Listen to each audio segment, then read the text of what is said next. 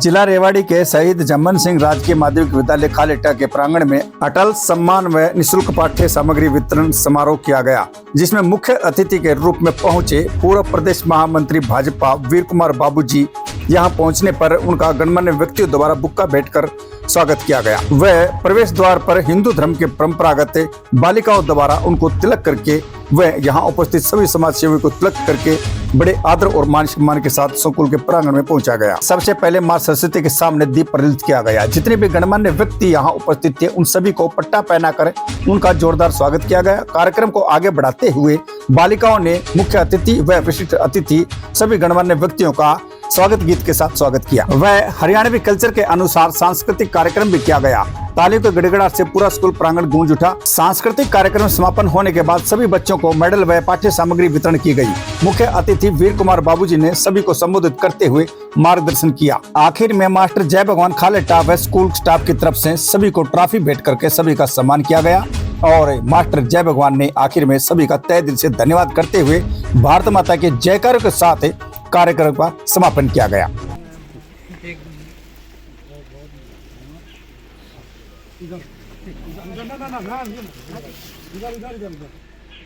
पाला डालने के लिए बोल रहा हूँ। पाला डालो मैडम को, मेट्रो से डाल दो।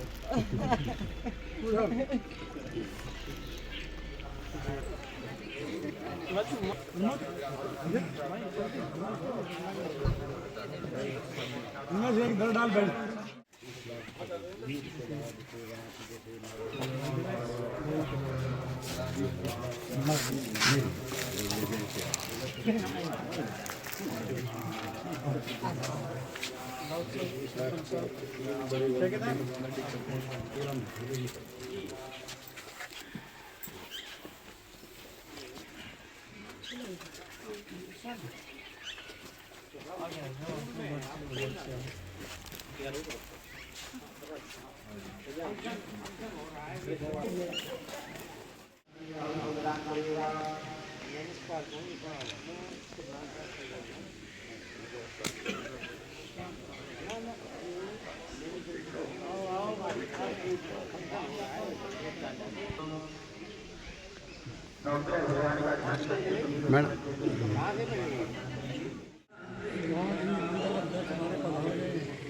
हमारे बीच पधारे सुभाष यादव जी, रानी शोभा खोल मंडल अध्यक्ष, जीवनराम जी गर्ग एंड इवेंट पर्सन और यतेंद्र रावत जी युवा समाज सेवी और सर बावल से चलकर ही दोस्त आए सर।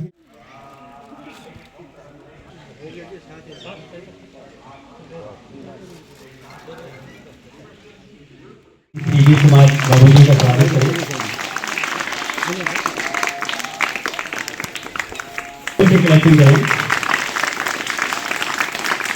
नाम है और एक अच्छी पर्सनैलिटी के व्यक्ति हैं जब भी समाज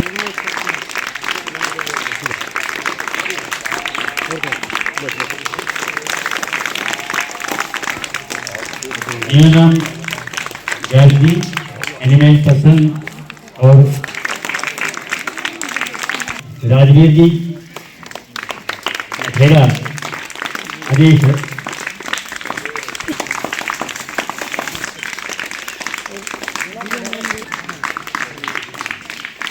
करें बच्चे। अंदर बसा हुआ सम्मान आपका शुभ स्वागत हम करते हैं, अभिनंदन हम करते हैं। श्रीमान जी आपका हृदय के अंदर बसा हुआ सम्मान आप। शर्मा कल में शगुन क्लास 8 जिनकी डिस्ट्रिक्ट लेवल के ऊपर सेकंड और कंसोलेशन प्राइज रहा है। एक बार सभी बच्चे आ जाएं। कल्चरल फेस्ट आदित्य, जय कुमार, तलमय और शगुन, ये सभी बच्चे स्टेज पर आए। जोर से क्लैपिंग करें इन बच्चों के लिए,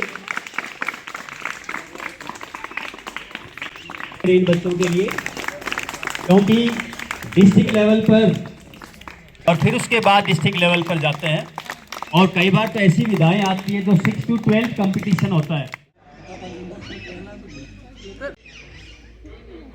आज के मुख्य अतिथि श्री वीर कुमार बाबूजी, अति विशिष्ट अतिथि श्रीमती संतोष तंवर जी आए। सबसे पहले बाल वाटिका के बच्चे आ जाएं।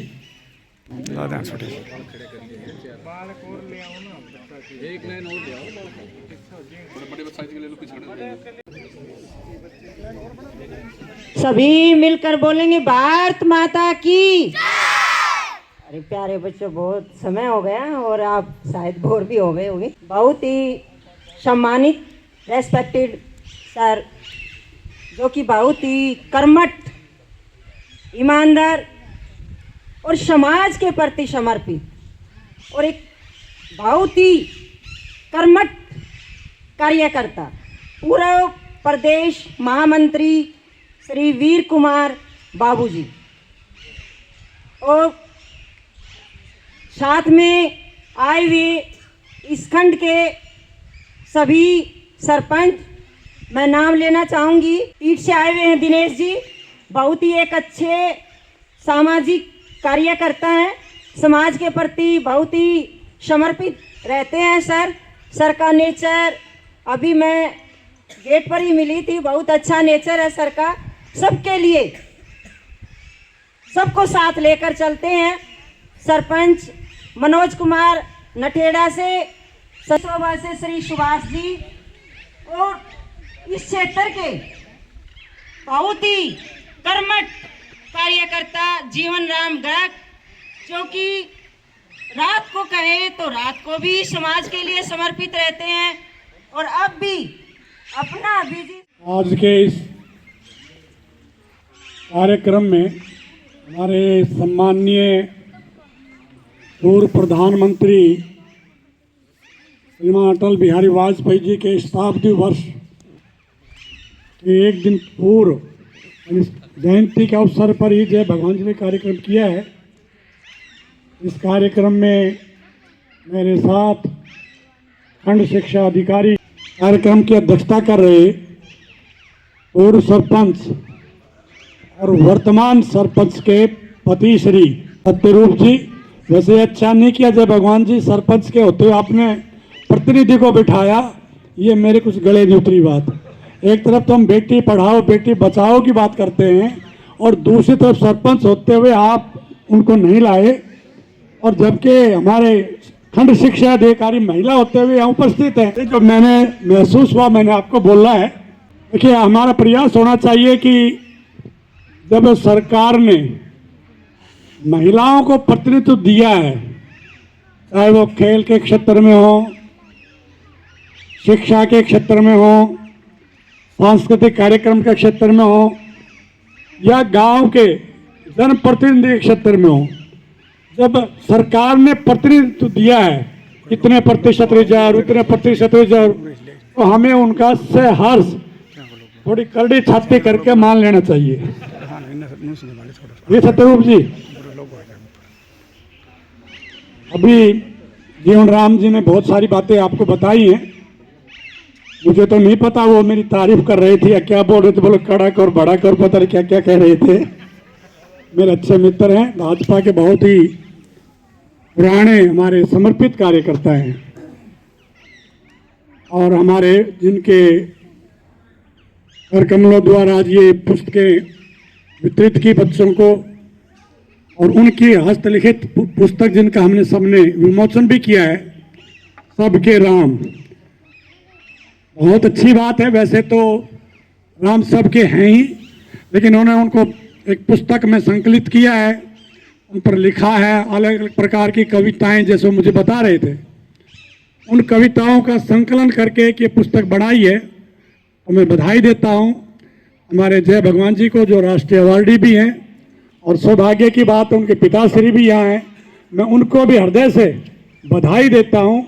ऐसे पुत्र रत्न आपने जिनको जन्म दिया और आपने शिक्षित भी किया। आप बोल रहे थे तो मैं तो समझ रहा था, हमारे पिताश्री हैं। तो भाई, जब आपके पिताजी ऐसे हैं तो निश्चित तौर पर संस्कार से आप ऐसे बनेंगे ही।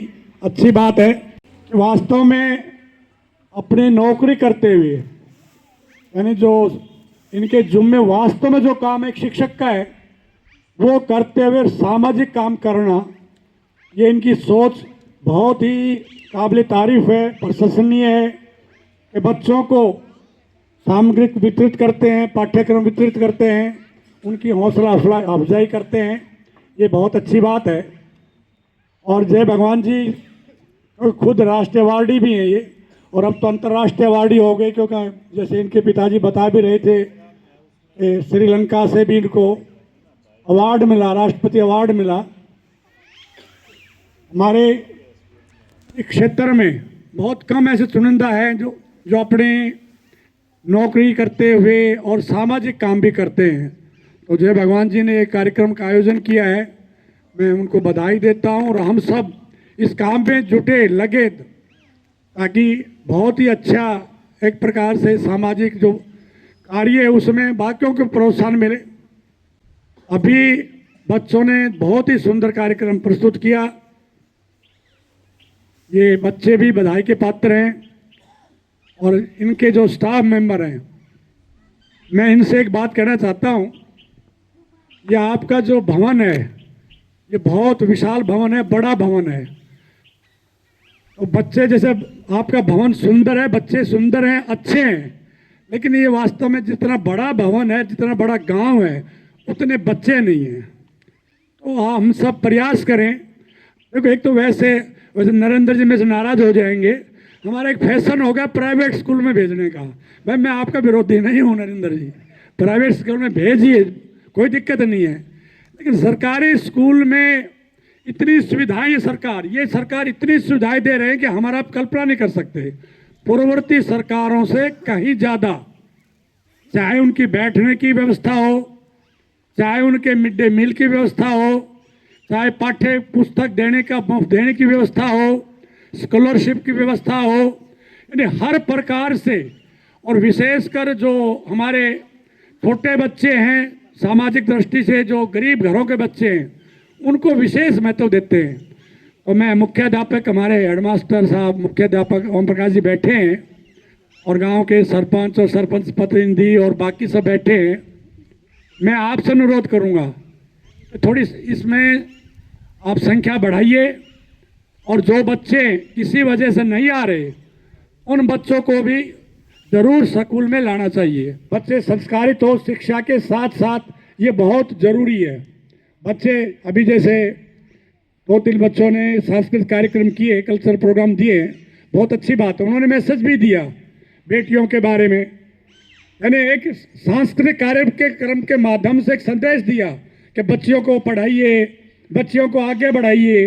और आज सौभाग्य से हमारी बच्ची आगे बढ़ भी। इस पर आ जाएं प्राइमरी से मैम।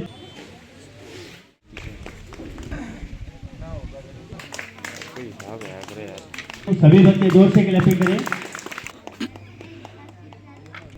सब जो आए थे यहाँ आपके लिए आए थे।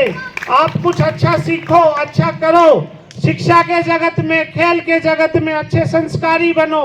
इस मंच से सभी का एक ही मोटिव था, एक ही उद्देश्य था कि इन प्यारे प्यारे बच्चों को हम अपने विचारों से अवगत कराएं और इनका उज्जवल भविष्य बनाएं।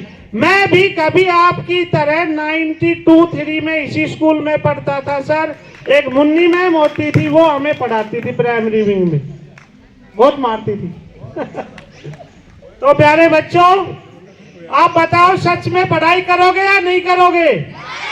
और भविष्य में भी आपको अगर कोई दिक्कत आती है तो मेरे गांव के या बच्चे हो, मेरा घर कुछ छोटे बच्चे इनको नहीं पता होगा तो बांस बटोरी के रास्ते पे कभी भी आ जाना।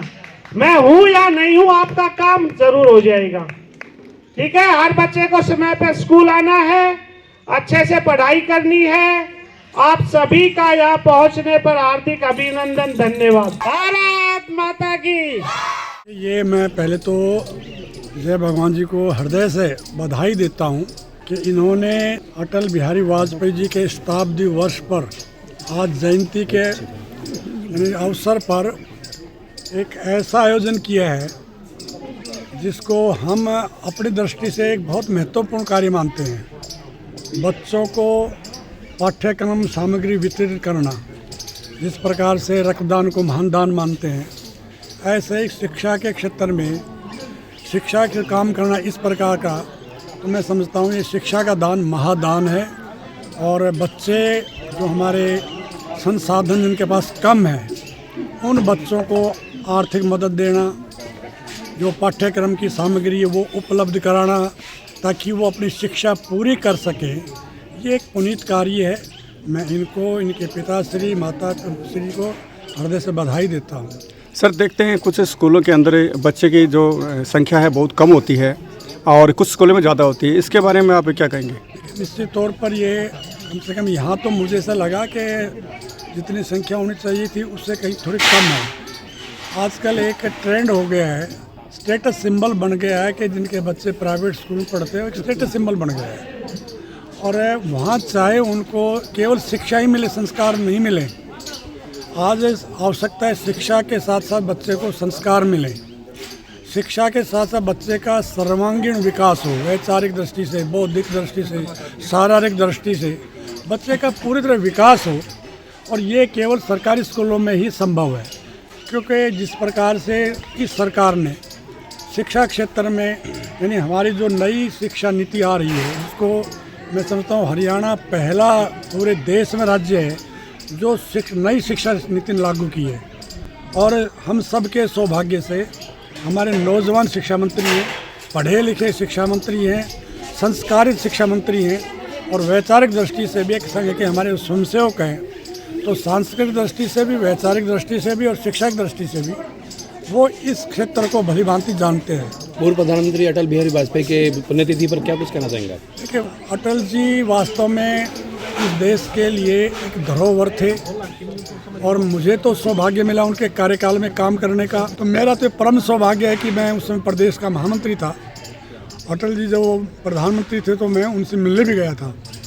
अटल जी हृदय से कवि थे, सामाजिक कार्यक्रम भी थे, राजनीतिक कार्यकर्ता भी थे। और आप सबको ध्यान होगा कि वो अटल जी थे जब वो यूएनओ में गए देश का प्रतिनिधित्व करने के लिए, विपक्ष के नेता के बावजूद आजकल जिस प्रकार की बातें होती हैं उन सब से हटकर, और वो देश से जब बाहर गए तो वो भाजपा के नेता के तौर पर नहीं गए, वो भारत देश के प्रतिनिधि बनकर गए। और पहली बार यूएनओ ने हिंदी में भाषण दिया। हर राष्ट्र जैसे एक मतलब फोबिया होता है अंग्रेजी बोलना, इंग्लिश बोलना, बड़ा वो है, लेकिन अटल जी ने अपनी मातृभाषा, अपनी राष्ट्रभाषा हिंदी तो यानी उसको बढ़ावा देना, उसमें भाषण देना, जिससे सारे विश्व में भारतवर्ष का सर गौरव से उत्साह हुआ, गर्व महसूस हुआ कि हमारी हिंदी में उन्होंने भाषण देकर और सारे हिंदुस्तानियों को गौरवान्वित यानी महसूस कराया। अटल जी अनेक इस प्रकार कार्यक्रम के जो हम और आप सोच मिल सकते हैं, यानी जिस प्रकार से बरसात में अनेक प्रदेश ऐसे हैं जहाँ पर बरसात में नदियों का पानी वेस्ट होता है, नदियाँ बाढ़ का रूप ले लेती हैं, और जिन नदियों के पानी से फसल होनी चाहिए वो नदियों के पानी से फसल विध्वंस हो जाता है, खराब हो जाती है। अटल जी ने सारी नदियों को जोड़ने का एक नया व्यापक कार्यक्रम तैयार किया। बड़े बड़े जो हमारे देश के अंदर बड़े बड़े जो शहर हैं, उन शहरों की कनेक्टिविटी बनाने के लिए इस प्रकार काम किए। और आप कल्पना करिए, गांव की दृष्टि से उन्हें ग्रामीण सड़क योजना, ये अटल जी के टाइम की देन है कि जो गांव में छोटे कच्चे रास्ते थे उनका लिंक, क्योंकि किसान की खेती होगी, किसान खेती को बेचने के लिए मार्केट कमेटी जाएगा, मार्केट कमेटी में जाने के लिए उसको रास्ता चाहिए, रास्ते में ट्रैक्टर फंस जाएगा, गाड़ी फंस जाएगी, वो अपने अनाज को ले जा नहीं पाएगा। तो उन्होंने ग्रामीण सड़क योजना बढ़ाई, प्रधानमंत्री ग्रामीण सड़क योजना। किसान को कर्जा मिलता था पहले, कॉर्पोरेट सोसाइटीज़ जो है उनमें बहुत बड़ा लोन होता था। अनेक इस प्रकार के कार्यक्रम अटल जी के टाइम में प्रारंभ हुए, और आज भी हमारे देश के यशस्वी प्रधानमंत्री उन कार्यक्रमों को, इन योजनाओं को आगे भी बढ़ा रहे हैं। तो अटल जी के समय के कार्यक्रम, उनके समय की कार्य योजना आज भी चल रही हैं, और देश के लिए एक यानी अमूल्य धरोहर थे अटल जी के। तो उनके बारे में बहुत कुछ बताना हमारे लिए यानी शब्दों में बांधना भी बहुत मुश्किल। मेरे को जब 2022 में श्रीलंका में भारत सरकार की तरफ से मैंने प्रतिनिधित्व किया था नई शिक्षा नीति पे लेख के तौर पे, अपने लेखन कार्य से मेरे को वहाँ सम्मानित किया था। तब स्कूल में आया था, मेरा बचपन इस स्कूल में बीता है। 93-4 के अंदर मुन्नी मैम हमारी अध्यापिका होती थी जो हमें पढ़ाती थी। तब मैं यहाँ आया थी, स्कूल ने सम्मान किया था मेरा। तब मैं अनाउंसमेंट करके गया था कि जब तक मैं ज़िंदा हूँ और ये स्कूल रहेगा, हर बच्चे को हर सेशन के अंदर मेरी तरफ से pen, pencil, copy, stationery free रहेगी। भविष्य में और बच्चों को मैंने कह रखा है, गाइडलाइंस के लिए, कैरियर के लिए तुम्हें कभी भी कोई ज़रूरत पड़ती है दिल्ली तक, तो उनके साथ चलने के लिए मैं तैयार रहता हूँ हरदम। क्योंकि एक शिक्षा ही ऐसा है जो समाज को, देश को बहुत ऊंचाइयों पे ले जा सकती है। जो मान सम्मान है वो शिक्षा से मिल सकता है, किसी से नहीं मिल सकता है। सर, आज पिछली इसी 24 दिसंबर को भारत मंडपम में नई दिल्ली में प्रोग्राम होते हैं, देश के यशस्वी प्रधानमंत्री ने मेरे को सम्मानित किया था। आज वहाँ उसी प्रोग्राम में दोबारा जा रहा हूँ। मेरा कोई राजनीतिक बैकग्राउंड नहीं है, मेरी मील फैक्ट्रीज नहीं है, शिक्षा ही है जो सबको बांधती है और मेरे को ऊंचाइयों पे लेके गई है। जो कुछ आज शिक्षा की वजह से है। सर, आपको इसकी प्रेरणा कहाँ से मिली, जो बच्चों को आप जिस प्रकार से मोटिवेट कर रहे हैं और समय समय पर कार्य करते हैं? प्रथम प्रेरणा तो मेरे फादर साहब थे, वो भी शिक्षा जगत से थे। हमारे ताऊ जी थे सदाराम प्रधान जी, जो और मेरे दादा जी थे वो भी सरपंच रहे हैं। तो शुरू से ही एक माहौल था कि भाई जो शोषित हैं, पीड़ित हैं, या जो समाज में थोड़ा सा नीचे तबके के लोग हैं, उनको किसी भी क्षेत्र में हो, चाहे आर्थिक हो, सामाजिक हो, शिक्षा में, उनको हम ऊपर उठाएंगे ना, तो ही हमारे परिवार का प्रथम, फिर मोहल्ले का, फिर गांव का, फिर देश का उद्धार तभी हो सकता है। पर हित सरस धर्म नहीं भाई, पर पीड़ा सब नहीं अदमाई। खुद कमाया, खुद खाया, खुद जीवन जी के चले गए, वो तो जानवर भी करते हैं। शिक्षा डिफरेंट क्या है? Education makes a man civilise, सभ्य बनाती है शिक्षा। और सभ्य शिक्षा वो है जो अपने साथ चारों को लेके चले। क्योंकि मारपीट और ये सब चीज़ें तो जानवर भी करते हैं, और खुद कमाते हैं, प्रजनन करते हैं और जीवन छोड़ के चले जाते हैं। डिफरेंट क्या है? हमारे अंदर दिमाग ही तो डिफरेंट है, दैट इज़ कॉल्ड एजुकेशन। तो मैं ये चाहता हूँ, मैं सर पिछले 15 साल से संघ से भी जुड़ा हूँ, कि सबसे पहले हमें अपने परिवार को ऊपर उठाना है, फिर मोहल्ले को, फिर गाँव को, फिर समाज को। और मैंने ये फील किया है कि एक चीज़ ऐसी है जो हमें सबसे ऊपर उठा सकती है, और देश को भी हम सबसे अच्छी सेवा कर सकते हैं। जरूरी नहीं कि मैं प्रधानमंत्री बनूं, हर बच्चे को शिक्षित कर दो आप, बस। मैंने मेवात में काम किया है सर, 113 बच्चे ऑन रिकॉर्ड जो स्कूल में नहीं जाते थे, सतना MP तक जाके मैंने खुद कागज बनवा के, विश्वास नहीं करोगे, उन बच्चों को मुख्य धारा में जोड़ा। आज वो बच्चा 9th के अंदर है। सर, भविष्य में आपकी आगे क्या रणनीतियाँ रहेंगी? मेरी एक ही रणनीति है, जो इंसान रूप हमें मिला है उसमें हर वो बच्चा शिक्षित हो, सभ्य हो, और समाज के लिए हम अच्छा करके जाएं। सर, युवा बहन बेटियों के लिए और युवाओं के बारे में आप क्या संदेश देंगे? मैं कहना चाहूँगा सर, हमारे बहुत से युवा आजकल नशे में थोड़े से लिप्त हो गए हैं, जो बड़ा चिंता का विषय है। उनमें माता पिता को भी सहयोग करना चाहिए। सामाजिक संस्थाएं हैं, आप लोग पत्रकार बंधु हैं, आप अच्छे लेख छापो, अच्छी चीज़ें करो समाज के लिए। तो फिर जो युवा है ना, युवा एनर्जी होती है किसी भी समाज की, देश की। अगर वो गलत चली गई ना तो पूरा सिस्टम डिस्टर्ब हो जाएगा। तो मेरा सभी युवाओं से आपके माध्यम से ये अपील है कि उनके पास जो एनर्जी है ना, वो पॉजिटिव वे में लगाएं, नेगेटिव वे में नहीं लगाएं। Thank you.